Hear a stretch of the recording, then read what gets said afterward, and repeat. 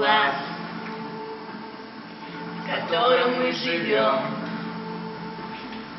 не делится на части, пока в нем есть друзья.